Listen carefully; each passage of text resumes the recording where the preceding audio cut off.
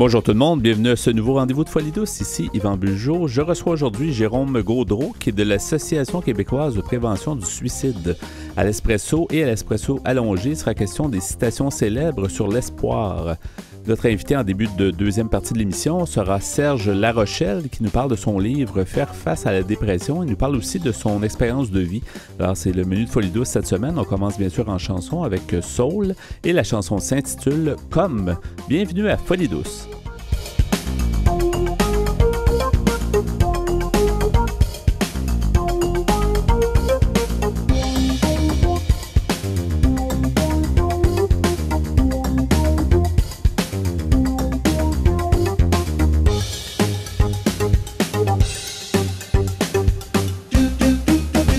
La santé mentale, c'est fondamental. Vous êtes au bon endroit, à Folie douce. J'accueille maintenant mon invité, M. Jérôme Gaudreau. Bonjour, M. Gaudreau. Oui, bonjour. Bonjour, bienvenue à l'émission Folie douce. Merci. Vous êtes le directeur général de l'Association québécoise de la prévention du suicide. C'est un fléau, le suicide, puis c'est pas d'hier, là, puis ça va certainement pas se terminer demain non plus, malheureusement. Mais il faut continuer à être tenace par rapport à ce fléau-là, qui est quand même, c'est grave quand même. Donc, comment vous pouvez nous présenter en début d'entretien comme ça l'Association québécoise de la prévention du suicide? Comment on pourrait faire un portrait assez simple? Oui, bien en fait, on est une organisation provinciale, hein, le nom québécoise en titre le dit. Notre mission, c'est vraiment de sensibiliser la population québécoise à l'égard des enjeux qui concernent la prévention du suicide. Donc, on a un rôle de représentation, notamment auprès des élus.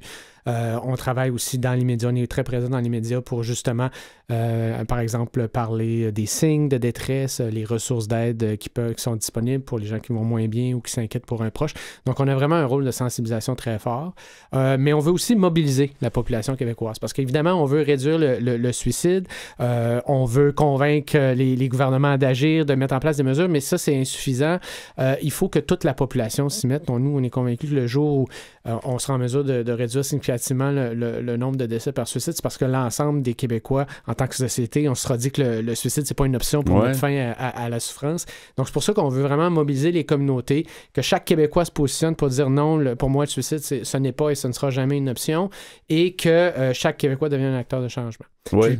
Puis finalement, le dernier élément sur lequel on travaille, c'est qu'on propose des produits de formation destinés à la fois aux citoyens, aux intervenants, aux professionnels de la santé pour agir auprès des personnes vulnérables. Donc, en fonction de notre réalité, qu'on soit un citoyen qui est dans une communauté, dans un milieu qui va être attentif aux signes, autant qu'un intervenant qui a à travailler auprès d'une personne qui est suicidaire, on a des produits de formation adaptés à ça. Il y a plusieurs années, le taux était effarant là, au Québec, là, puis il y a eu une belle amélioration, mais on a l'impression que depuis quelques années, il me semble, les chiffres que j'avais vus, il y avait comme une stagnation. On a l'impression qu'on ne peut pas descendre en dessous d'un certain nombre de suicides qui est déjà énorme. Là, je pense que c'est 3 par jour. C'est 3 par jour. Effectivement, vous l'avez dit, on a déjà eu des taux très élevés.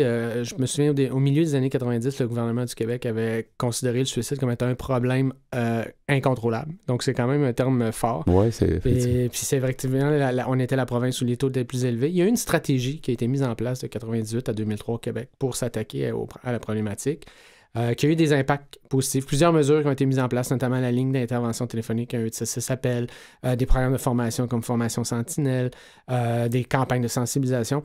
Et on a vu là, entre 2000 et 2007 une baisse quand même significative du tiers du nombre de décès par suicide, une baisse qui s'est maintenue. Et le nombre de décès s'est maintenu, je vous dirais, autour de 1100 suicides. Donc, effectivement, comme vous le dites, 3 par jour entre 2007 et 2015. 3 par jour au Québec. Et on a ressorti récemment les données pour l'année 2016. Et là, on a constaté une baisse de 10% de 2015 à 2016. Donc, il y a quand même quelque chose. Il y a encore beaucoup trop de gens qui décèdent par suicide. Il y a encore beaucoup trop de gens qui souffrent avec des suicidaires et trop de santé mentale. Mais peut-être qu'on est en mesure... On va attendre de voir quelques années, voir ça va être quoi la tendance, mais on est quand même porteur... On a de l'espoir pour voir qu'on est capable d'améliorer la situation. Oui. J'avais une réflexion récemment. Je me disais, des fois, la société québécoise, on a des contradictions. Puis peut-être vous allez... je vais vous poser la question, vous allez peut-être à conjuguer avec ça, mais on parle d'aide médicale à mourir, tout ça. est-ce que ça complexifie votre tâche? Parce que dans le fond, quand on parle d'aide médicale à mourir, tu sais, d'un côté, on dit qu'il faudrait qu'on évite les suicides. De l'autre côté, on dit, on devrait aider les gens à mourir qui souffrent. Fait que c'est un drôle de discours. Hein? C'est effectivement une contradiction, quoique ce sont des concepts très différents. Hein. Une personne qui s'enlève la vie, c'est une personne qui vit une souffrance psychologique insupportable. Et qui en vient poser un geste, alors que de l'aide médicale à mourir, c'est pour des personnes qui sont en fin de vie. L'aide médicale à mourir, dans le fond, c'est dans un cadre très bien défini. Hein? Donc, pour les personnes qui sont en fin de vie, qu'on sait qu'il ne reste pas beaucoup de temps à vivre, qui vivent d'une maladie incurable également, et qui vivent une souffrance qui fait en sorte qui n'est pas possible, une souffrance physique, j'entends, qui n'est pas possible. Donc, évidemment, c'est des concepts, puis souvent, c'est pas toujours évident de faire la distinction entre les différents concepts. Puis nous, de notre côté, il faut penser aussi qu'on travaille à tous les jours pour dire que le suicide, c'est pas une option pour mettre fin à la souffrance. Et là, effectivement, si on permet, même si on a un cadre très, très strict, si on permet l'aide médicale à mourir, à ce moment-là, on va se demander à savoir si on ne viendra pas en tant que société à voir le suicide comme étant une solution acceptable. Alors que nous, à tous les jours, on dit non, le suicide, ce n'est pas une option. Donc, c'est effectivement des concepts un enjeu qui n'était pas là il y a quelques années. Puis c'est ça que je trouve toujours un petit peu difficile. J'imagine le travail, on ne doit pas lâcher parce qu'il y a quelque chose d'important à sauver des vies, là, des vies qu'on peut sauver, qu'on peut, c'est pas c'est vraiment, si on peut en sauver même un par jour, c'est déjà énormément. Beaucoup d'améliorations, mais c'est un enjeu certainement. Comment est-ce que vous avez des clientèles, disons, plus ciblées? On parlait beaucoup des jeunes à une certaine époque où ils passaient à l'acte, justement, mais je pense que le suicide, c'est à peu près tous les âges. Est-ce que... si on regarde plus spécifiquement par tranche d'âge, les taux sont les plus élevés chez les adultes masculins, donc c'est toujours les hommes par une proportion de 3 pour 3 décès masculins pour un décès féminin. Et chez les hommes âgés de 40 ans et plus, donc entre 40 et 65 ans. Donc oui, effectivement, il faut être en mesure d'adapter nos messages pour des communautés. Donc, comment est-ce qu'on fait pour rejoindre davantage les hommes qui peuvent répondre à un rôle traditionnel masculin, qui vont pas nécessairement avoir le premier réflexe de demander de l'aide quand ça va pas bien. Un homme, c'est fort. Un homme, ça s'organise tout seul. Donc, il faut essayer de briser ces moules-là puis essayer de rejoindre, malgré le fait là, qu'un homme, on vit comme ça, on vit notre souffrance d'une certaine façon, mais il faut quand même demander de l'aide. Donc, on essaie de travailler justement d'adapter. Et puis, on essaie aussi, pas juste par sexe, mais aussi par communauté plus à risque. Donc, on sait, par exemple, que chez les agriculteurs, les taux de suicide sont plus élevés. Certaines communautés des Premières Nations, des Inuits, dans les métiers non civils, donc premier répondant, j'entends. Ouais. Donc, on essaye aussi... Qui est vécu par eux. Oui, effectivement, c'est une réalité professionnelle qui est beaucoup plus difficile. On vit avec la détresse, on travaille dans la détresse et auprès de gens qui ont de la souffrance. Donc, éventuellement, ça peut avoir une répercussion chez les gens qui font ce métier-là. Et il faut aussi effectivement adapter, oui, nos messages de sensibilisation, mais il faut aussi que les services de soutien psychologique, par exemple, soient adaptés à la réalité de ces milieux-là. Qu'est-ce qui, vous impliquez donc au niveau à la direction générale de l'Association québécoise de la prévention du suicide, mais qu'est-ce qui nous motive, qu'est-ce qui vous motive, disons, parce que ça devient quand même... Il y a des défis, mais comment on garde l'espoir, comment on garde l'étincelle que ça prend? C'est pas un sujet facile. C'est une bonne question. On me la pose de temps en temps. Moi, j'ai toujours tendance à dire que j'ai le beau rôle dans ce milieu-là parce que nous, on porte le message d'espoir. Ouais. À savoir de dire, il existe des solutions. Le suicide, ce n'est pas une option. Malgré le fait que ça va moins bien peut-être aujourd'hui, mais il y a quand même un avenir qui est meilleur. Et de parler des ressources d'aide, de parler de comment est-ce qu'on peut aider une personne qui va pas bien. C'est pas juste parler aux personnes qui sont vulnérables, mais c'est aussi parler à l'entourage. Donc, quelqu'un qui s'inquiète, il me semble que personne dans ma famille ou un de mes amis va moins bien, puis ça m'inquiète, mais je sais pas trop comment aborder cette question-là. Donc, d'être auprès de ces gens-là, puis de leur prodiguer des conseils, pour moi, c'est très intéressant. On travaille à faire en sorte que la population est mieux. Donc, c'est pour ça que je considère que j'ai le beau rôle. Les vrais super-héros, c'est les intervenants qui, au quotidien, travaillent avec les personnes qui sont suicidaires, les intervenants sur les lignes téléphoniques dans les centres de prévention du suicide, les centres de santé, qui sont là à aider les personnes qui ont des idées suicidaires et qui, à tous les jours, reçoivent des appels, rencontrent des gens. Donc, c'est ces gens-là qui ont vraiment tout le mérite dans le travail. Oui. Tantôt, vous parliez des sentinelles. J'en entendais parler récemment. Quelqu'un était fier d'être devenu sentinelle. Qu'est-ce que c'est d'être sentinelle? Sentinelle, c'est une formation qui s'adresse aux adultes impliqués, présents dans les communautés. Ça peut être dans les milieux de travail, ça peut être dans les organisations communautaires, dans les milieux scolaires, dans le fond, tous les endroits où il y a des gens. C'est des gens à qui on apprend à reconnaître les signes de vulnérabilité chez une personne. Donc, par exemple, quand une personne a un changement d'humeur, quand on voit, par exemple, que son discours semble être plus négatif, quand la personne a tendance à s'isoler. Donc, ça, c'est des signes de vulnérabilité. Donc, la personne est en mesure de les reconnaître, est capable d'aller tendre la main à cette personne-là, valider la situation et poser la question: est-ce que tu as des idées suicidaires? Est-ce que ça va mal à un certain point où tu penses à t'enlever la vie? Et si c'est le cas, bien à ce moment-là, cette personne-là va accompagner la personne vers les ressources d'aide appropriées. Donc, quand tu reçois la formation Sentinelle qui dure, disponible partout au Québec, qui dure une journée, mais à ce moment-là, il y a toujours un intervenant désigné qui est disponible 24 heures par jour, 7 jours par semaine, auquel la Sentinelle peut se référer, puis appeler, puis dire: écoute, je m'appelle Jérôme, je suis une Sentinelle. Donc, l'intervenant va aller dans son ordinateur, va aller voir le dossier. Oui, OK, parfait. Raconte-moi la situation, qu'est-ce qui se passe? Je suis accompagné de cette personne-là dans mon milieu de travail, me dit qu'elle va pas bien depuis quelque temps, pense au suicide.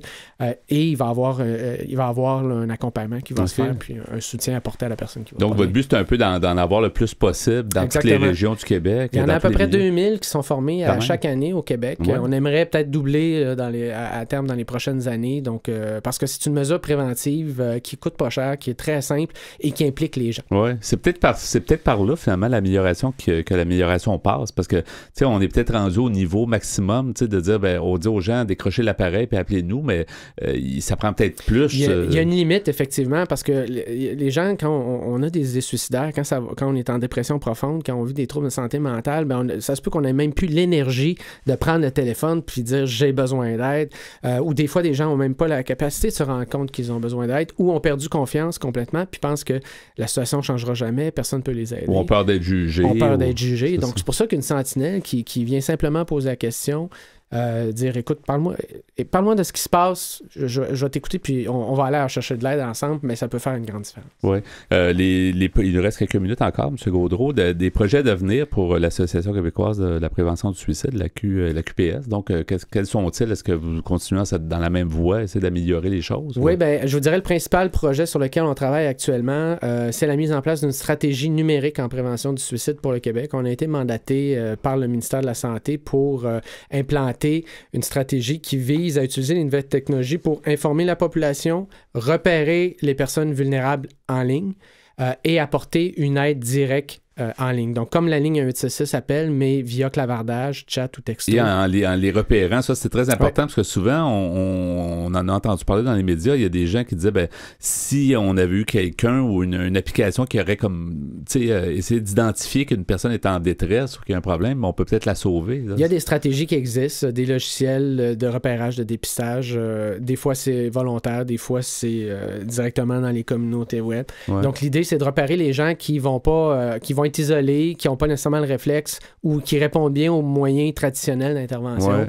Donc, de leur offrir une voie supplémentaire et on se rend compte que ça fonctionne déjà dans d'autres pays, donc on est en train d'implanter ça. Oui, c'est intéressant. Il reste quelques secondes. M. Gaudreau, on pourrait mentionner peut-être les coordonnées, les gens qui veulent en savoir plus ou avoir de l'aide, justement. Comment peuvent-ils rejoindre? Pour vous, si ça va pas bien ou pour un proche qui nous inquiète, on peut appeler en tout temps la ligne 1-866-APPEL 277-3553 ou en appelant, on va parler immédiatement à un intervenant qui est formé pour prendre la situation en main, spécialisé à la prévention du suicide. Et pour connaître les ressources locales, je vous invite à visiter notre site web www.aqps.info où l'ensemble des ressources sont identifiées. La ligne 1-866 appelle toujours disponible en 24/7 tout temps. Partout au Québec. Ça, c'est rassurant aussi. Alors, merci beaucoup, M. Gaudreau, d'avoir été des nôtres, donc directeur général de l'Association québécoise de la prévention du suicide. Merci et bonne continuation. Ça m'a fait plaisir, merci. Au revoir. Vous voulez mieux nous connaître et communiquer avec nous? Visitez notre site Internet au www.antenne.qc.ca. antenne.qc.ca. Nous sommes maintenant rendus au bloc Espresso. Bonjour Pierre Laporte. Salut Yvan. Bonjour Chelem Allo. Bonjour. Aujourd'hui, tu nous amènes les citations célèbres. On s'en ennuyait, là, les citations célèbres. Et cette fois-ci sur l'espoir. Oui, sur l'espoir. Tu as eu l'occasion de nous en citer quelques-unes, des citations célèbres, sur d'autres sujets. Oui, oui, mais j'aime ça à l'occasion, aller voir ce que les grands penseurs ont dit de toutes sortes de choses. Ouais. Malheureusement, tu n'es pas cité dans une... Non, mais peut-être qu'un jour, on sera cité. Surtout toi, Ghislain, parce que des fois, t'en sors des bonnes, je trouve. Oui, mais c'est pas très subtil ni profond, là. Alors, ça, c'est... je prends ça sur le site internet leparisien.fr, un site français. Il y a Nelson Mandela, un homme d'État et président, qui est décédé en 2013. Il avait dit « Nous travaillerons ensemble pour soutenir le courage là où il y a la peur, pour encourager la négociation là où il y a le conflit et donner l'espoir là où règne le désespoir. » Oui, je pense qu'il a donné l'exemple. Nelson Mandela a tellement pu être amer, puis il a tellement, c'est tellement servi de son expérience. Il a été longtemps en prison, des années. Oui, là. C'est vrai, j'ai pas souvent entendu des propos amers. Amer, il n'était pas amer, hein. il était plutôt positif, puis il donnait de l'espoir, effectivement. Il y a un proverbe albanais qui dit « Le suicide, mais c'est la force de ceux qui n'en ont plus. C'est l'espoir de ceux qui ne croient plus. C'est le sublime courage des vaincus. » Pas sûr que dans un congrès de déprimés, j'assisterais à celle-là. Il y a Charles de Gaulle, le général homme d'État français, il avait dit « La fin de l'espoir est le commencement de la mort. » Oui, c'est le moteur. Ouais. Il faut toujours garder espoir. Il faut toujours, comme me dire, il y a une petite lumière à l'intérieur de toi. Il y a Václav Havel, artiste, dramaturge, écrivain et homme d'État. Il avait dit « L'espoir est un état d'esprit. C'est une orientation de l'esprit et du cœur. Ce n'est pas la conviction qu'une chose aura une issue favorable, mais la certitude que cette chose a un sens, quoi qu'il advienne. » Oui. Comme je dis toujours, t'es condamné à échouer, mais t'es obligé d'essayer. Pourquoi tu dis ça? On est condamné à échouer. Parce qu'on va mourir, mais on est quand même obligé d'essayer. C'est ça l'idée, il faut qu'on essaye. Quand faut-il penser que la mort, c'est un échec? C'est peut-être la réussite ultime. Oui, mais j'ai envie de la connaître le plus tard possible. Ouais. Il y avait dans la série de science-fiction Hunger Games, en fait, c'est un film, je pense. Il y avait le personnage qui s'appelait le président Snow. Il avait dit « L'espoir est la seule chose plus forte que la peur. » Et on associe souvent peur et angoisse. Pas qu'on les associe, mais c'est comme si un était le contraire de l'autre ou si un avait besoin de l'autre pour exister. Ouais. Il y a Léopold Sédar Senghor, qui est artiste, écrivain, homme d'État et homme politique, décédé en 2001. Il avait dit « La poésie ne doit pas périr, car alors où serait l'espoir du monde? » Oui, mais là tu cites beaucoup d'hommes d'État qui ont été soit emprisonnés ou qui ont dû affronter le colonialisme. Mandela était emprisonné. Václav Havel, je pense aussi. Oui. Je pense que oui. Peut-être que ça les a inspirés, justement. Ils ont eu le temps de réfléchir puis de mûrir leurs idées. Là. Il y a un proverbe africain qui dit « L'espoir est le pilier du monde. » Et un proverbe malien qui dit « On n'est pas orphelin d'avoir perdu père et mère, mais d'avoir perdu l'espoir. » Il y a un personnage inconnu dans le film ou la série Happy New Year qui avait dit « Certains prétendent qu'il y a plus de beauté dans le monde, plus de magie. Alors comment expliquer que le monde entier se rassemble le même soir pour fêter l'espoir d'une nouvelle année? » On appelle ça un rendez-vous païen. C'est nécessaire d'avoir des moments de grandeur païenne. Ouais. Il y a Jacques Sternberg, qui est animateur, artiste, chroniqueur, écrivain. Il avait dit « L'humour, que l'on dit la politesse du désespoir, est également la pollution de l'espoir. » Je sais pas. C'est allé chercher loin, ça. Pas assez de drogue pour la comprendre, celle-là. Il y a un proverbe scandinave qui dit « L'espoir garde le pauvre en vie, la peur tue le riche. » Il y a une autre de Charles de Gaulle il avait dit aussi: la justice sociale se fonde sur l'espoir, sur l'exaltation d'un pays, non sur les pantoufles. On appelle ça le bien commun. Oui, il y a Fatou Diome, artiste et écrivain né en 1968. Elle avait dit: il arrive qu'un individu devienne le centre de votre vie sans que vous ne soyez lié à lui ni par le sang, ni par l'amour, mais simplement parce qu'il vous tient la main, vous aide à marcher sur le fil de l'espoir. Il y a un proverbe brésilien qui dit: l'espoir est le dernier à mourir.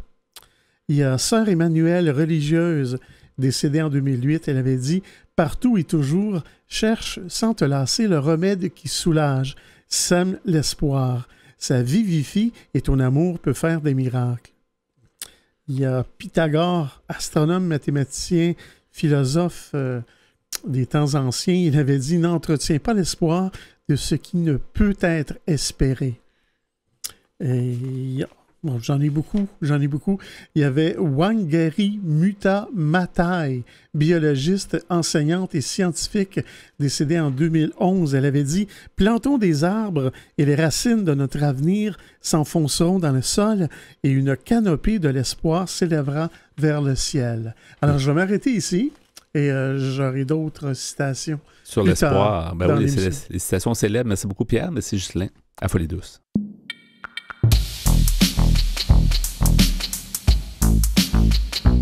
À venir dans l'émission Folie douce, notre invité Serge Larochelle nous parle de son livre « Faire face à la dépression » et nous parle aussi de son expérience de vie. À l'Espresso allongé, nous poursuivons avec les citations célèbres sur l'espoir.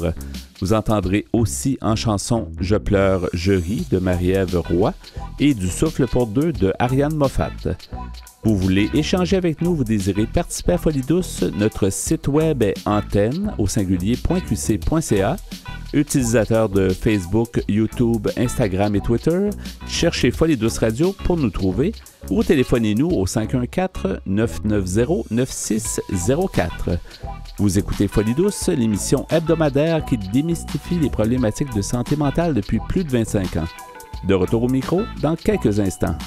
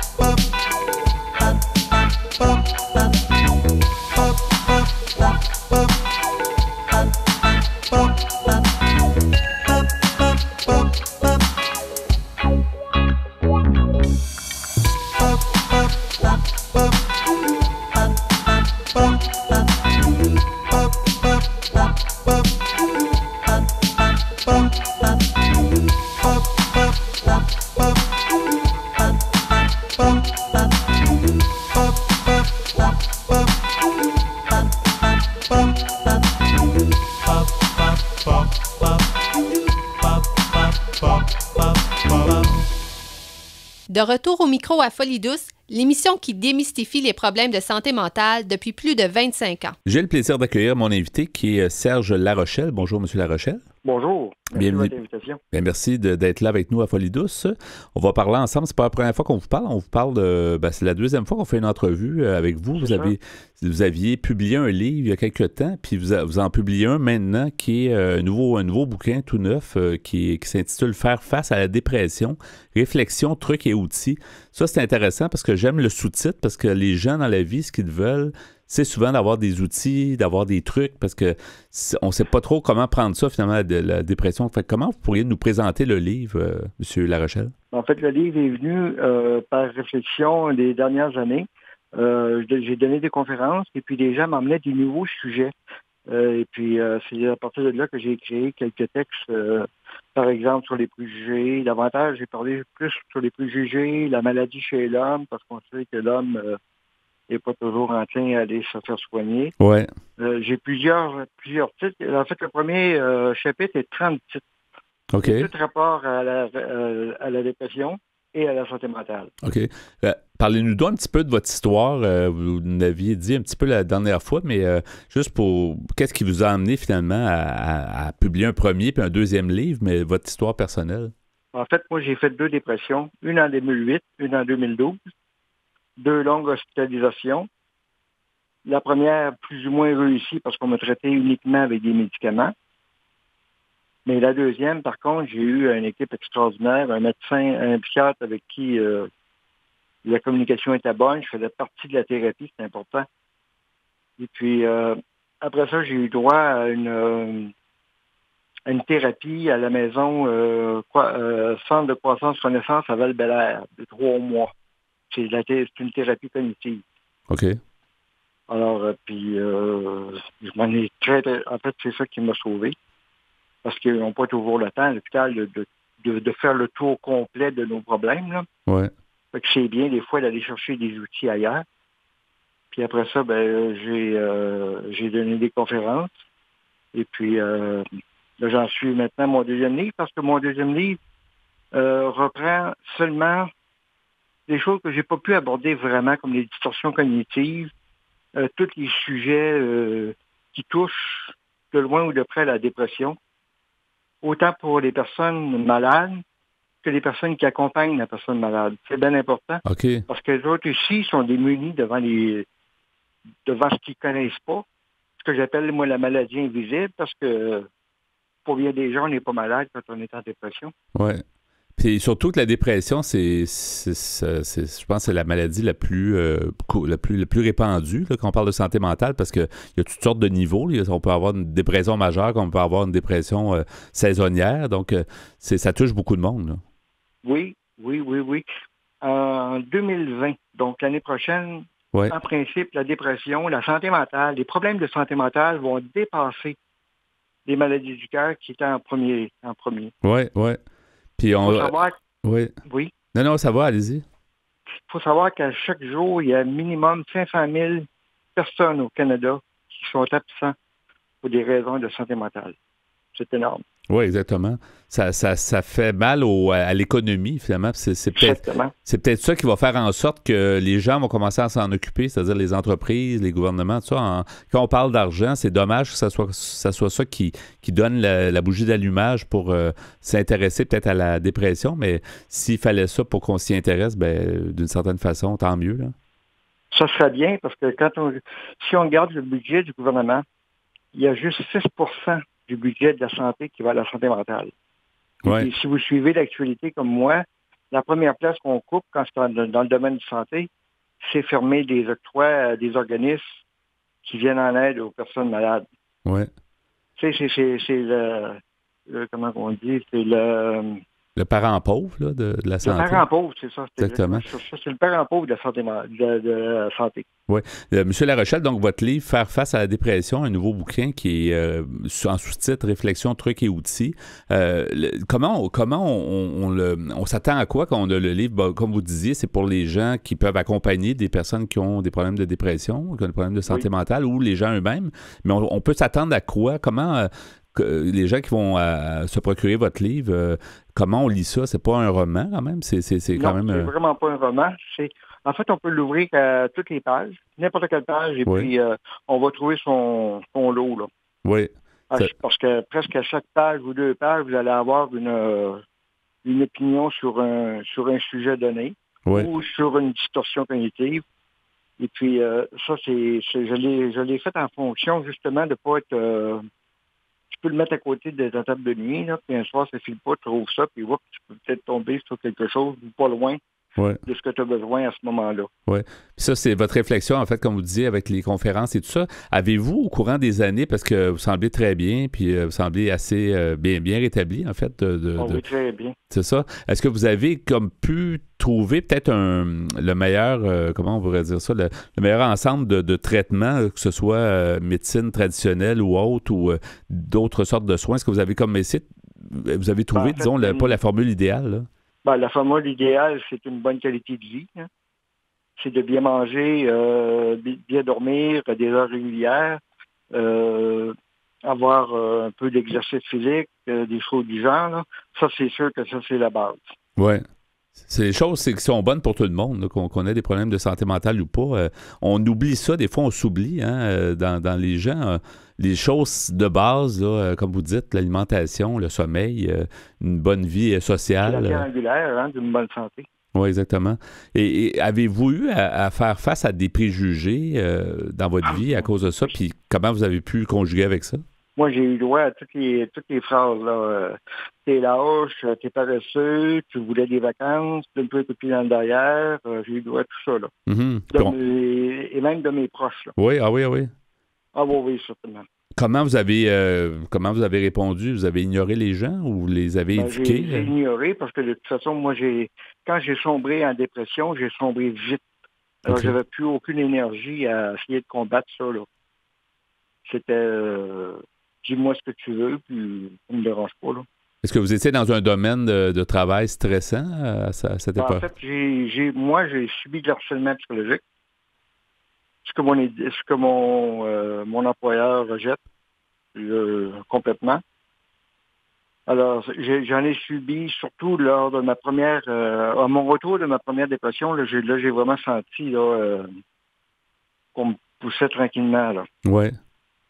Parce que en 2012, quand j'ai fait une rechute, et puis que j'ai été bien soigné, on voit plus clair. Fait que là, moi, j'ai eu la chance de prendre ma retraite. Ouais. J'avais pas énormément d'années de service, mais je me suis dit, je suis mieux de gagner moins cher et être en santé. Exactement. Alors, moi, j'ai eu cette chance-là. C'est-à-dire qu'à votre premier retour, les gens voulaient vous pousser vers la porte, quoi? Carrément. Ils ne voulaient pas vous réintégrer dans l'emploi, là. Ben, en fait, je dérangeais peut-être des plans parce que quand tu es parti 2 ans, là, les gens se font des idées. Hein. Ouais. On va peut-être prendre la place, puis ces choses-là. Là. Et puis, regardez, le harcèlement psychologique, là, j'ai même des personnes qui, le midi, moi, j'allais marcher. Puis quand ils me voyaient au bout de la rue, là, je changeais de trottoir. Ça allait jusque-là. OK.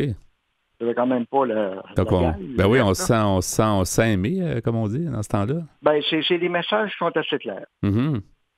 C'est difficile, ça, parce que je pense qu'on n'a pas encore, on n'est pas rendu là. En tout cas, dans certains domaines, peut-être les gens comprennent c'est quoi leur établissement, puis comment réintégrer les gens à un rythme convenable en emploi, mais c'est pas encore acquis dans le domaine du travail.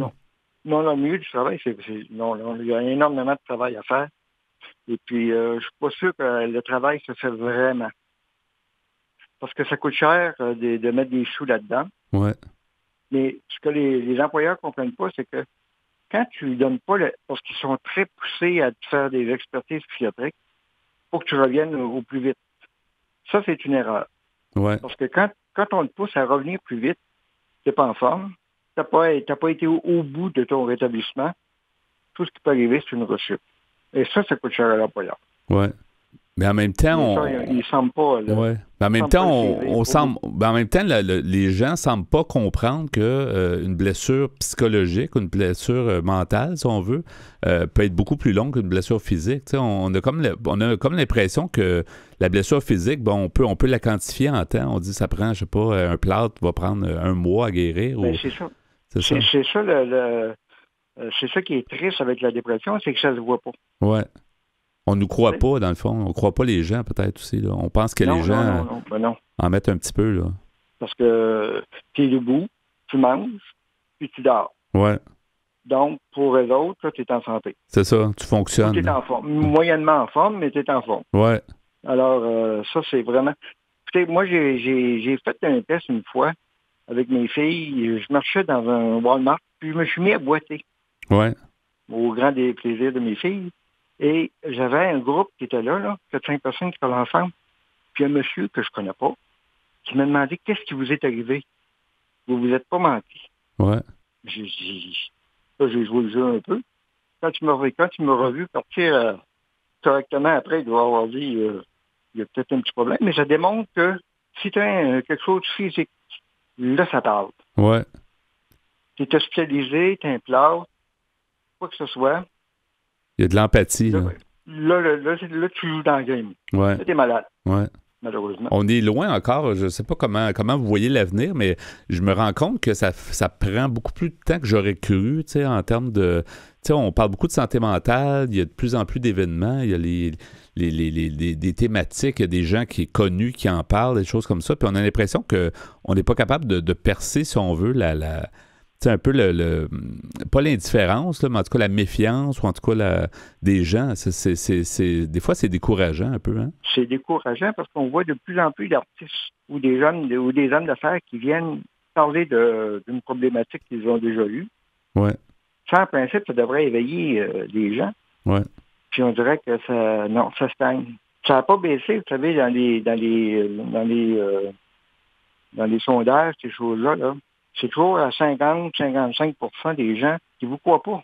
Ah oui. Fait que moi, quand je faisais une conférence, là, je disais, plus de la moitié de la salle, vous ne me croirez pas ce soir. C'est énorme. Oui, c'est énorme, c'est ça. Il y a encore beaucoup de travail. Il y a beaucoup de travail avec tous les gens, toutes les petites actions que les gens peuvent faire, ils sont bienvenus. Puis il ne faut pas lâcher, surtout parce qu'on a l'impression que c'est décourageant, mais il ne faut pas se décourager, au contraire. Non. Il faut continuer à tenir le bâton puis aller au bâton du pèlerin, puis il faut continuer.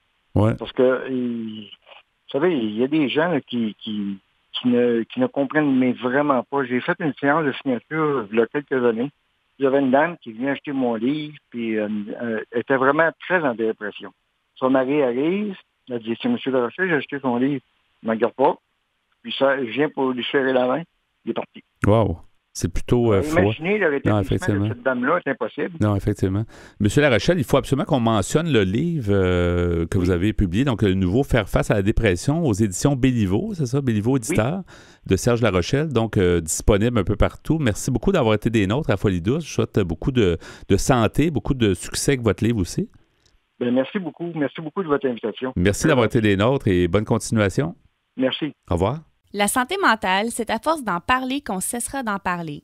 Vous êtes à l'antenne de Folie Douce. De retour au micro, donc, avec l'espresso allongé et les citations célèbres sur l'espoir. Pierre, toujours intéressant d'avoir des citations célèbres et cette fois-ci sur l'espoir, donc en compagnie de Ghislain. Peut-être qu'on trouve une espèce de motivation à travers toutes ces pensées-là. Ça fait quand même du bien, écoutez, je pense que ça donne espoir, effectivement. Des fois, ça fait rire aussi. Il y en a qui sont plutôt drôles.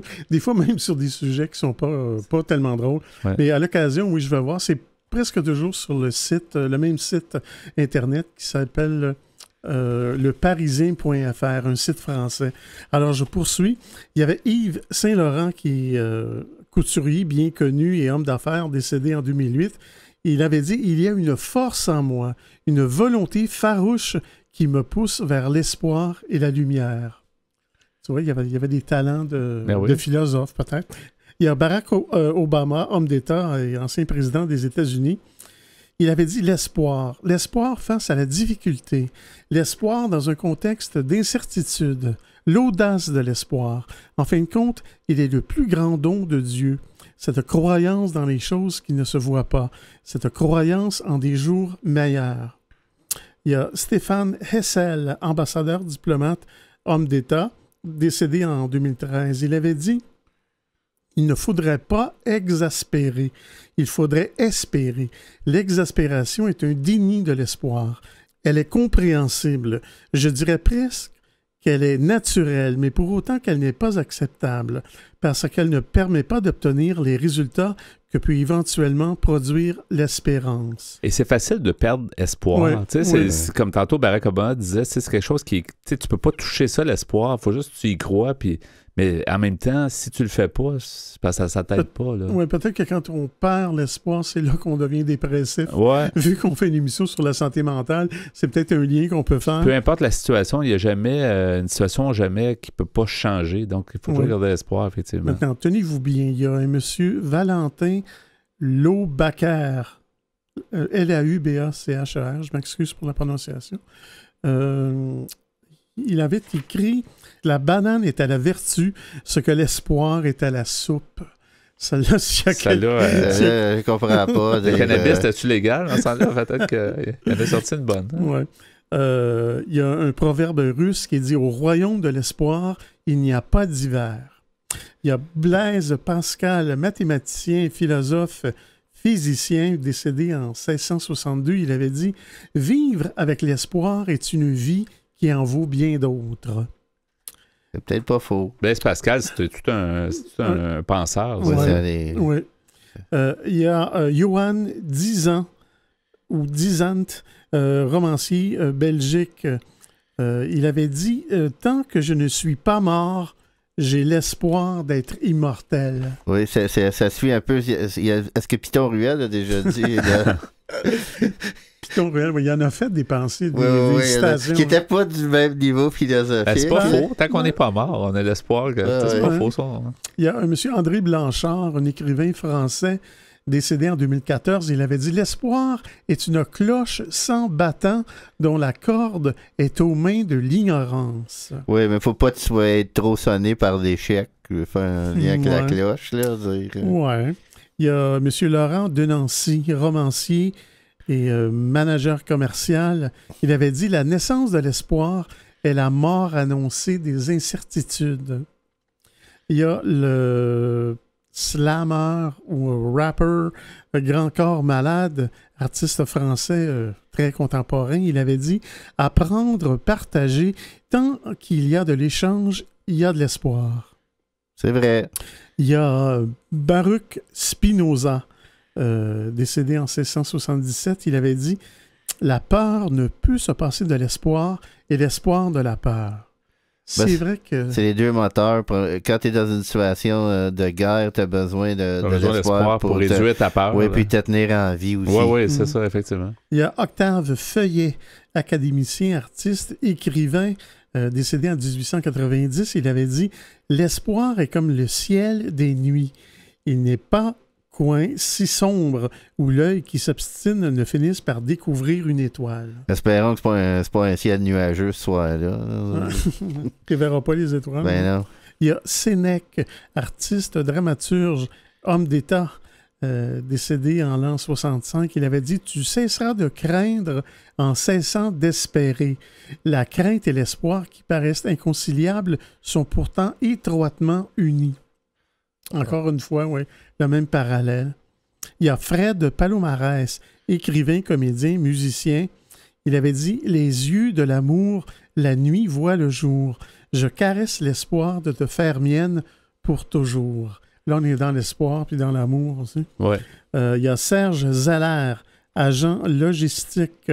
Il avait dit « Qui pense que l'espoir agit sur tout se nourrit, surtout de faux espoirs. » Il y en a un qui s'appelait, c'est un personnage fictif, Pierrot le Fou, dans le film Ferdinand ou la série, moi je ne connais pas. Il avait dit « Désespoir, amour et liberté, l'amertume, l'espoir, la recherche du temps disparu. » Écoutez bien celle-là, de Adonai Mouzita, informaticien comptable africain du Congo. Il avait dit « L'espoir, c'est une anesthésie temporaire aux problèmes quotidiens. » Alors, je vais m'arrêter ici. Mais c'est intéressant pour les gens qui veulent en lire plus. Peux-tu répéter c'est le site leparisien.fr. Il y a beaucoup de citations. Merci beaucoup pour ces citations célèbres sur l'espoir, Pierre. Et merci, Ghislain, pour ta participation également. Merci. Vous aimeriez réentendre nos émissions, entrevues et chroniques via YouTube? Pas de problème. Pour y accéder, visitez notre site web antenne.qc.ca. antenne.qc.ca. Pour conclure ce rendez-vous de Folie douce, Ghislain Moileau, on va nommer les chansons entendues cette semaine. Absolument. On a entendu Comme. De Soul. Oui, on a entendu Carol. Du groupe John Jacob Magistry. En deuxième demi, on a pu entendre Je pleure, je ris. De Marie-Ève Roy. Et à l'instant, du Souffle pour deux. d'Ariane Moffat. Merci beaucoup pour votre choix musical, à toi et à Pierre. Merci pour ta recherche, ainsi que pour ta participation. Merci. Merci Pierre Laporte pour la mise en onde. Bienvenue. Et pour tes blocs Espresso, tu nous as parlé des citations célèbres sur l'espoir. Notre invité en début d'émission, Jérôme Gaudreau, était de l'Association québécoise de prévention du suicide. Merci M. Gaudreau d'avoir été des nôtres. Et notre invité en deuxième demi, Serge Larochelle, nous a parlé de son livre « Faire face à la dépression ». Il nous a parlé aussi de son expérience de vie. Alors, c'était le menu de Folie douce cette semaine. C'est Yvan Bugeaud à l'animation. Bonne semaine à tous et à la prochaine Folie douce. Au revoir.